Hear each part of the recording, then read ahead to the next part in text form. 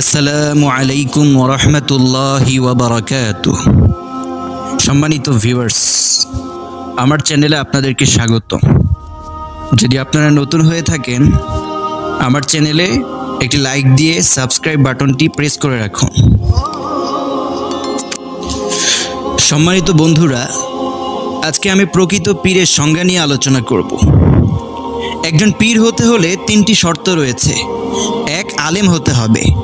আলেমের সংজ্ঞা হলো কমপক্ষে 3টি কিতাব এমনভাবে শিক্ষা করতে হবে যেন তা সুন্দরভাবে ছাত্রদেরকে পড়াতে পারে এবং ছাত্ররা তার পড়ানোর যোগ্যতার পক্ষে সাক্ষী দিবে। এবার আসুন সে কিতাব 3টি সম্বন্ধে আমরা জেনে নিই। সে কিতাব 3টি সম্পর্কে আমরা জেনে নিব। সে কিতাব 3টি হচ্ছে তাফসিরে জালালাইন, মেশকাত শরীফ এবং হেদায়া। হেদায়া উভয় খণ্ড।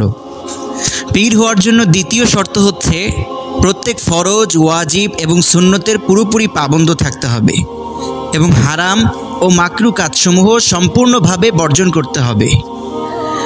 পীর হওয়ার জন্য তৃতীয় শর্তটি হচ্ছে বন্ধুরা, মানুষকে শিক্ষাদানের জন্যে অপর এমন একজন পীর কর্তৃক অনুমতি প্রাপ্ত হতে হবে যার পর্যায়ক্রমিক পীরের প্রথম পীরটি স্বয়ং রাসূলুল্লাহ সাল্লাল্লাহু আলাইহি ওয়াসাল্লাম কর্তৃক অনুমতি প্রাপ্ত হয়েছে।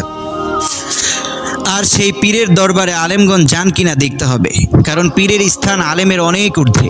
আলেম হওয়ার পরও দীর্ঘদিন পীরের সান্নিধ্যে থেকে ইসলাহ লাভের জন্য সাধনা করতে হয়।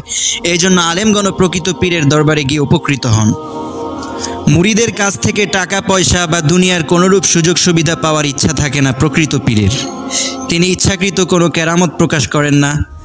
এমনকি যদি অনিচ্ছাকৃত তার থেকে কোনো কারামত প্রকাশ হয়েই যায়, তবে তিনি মনে অনেক কষ্ট পান।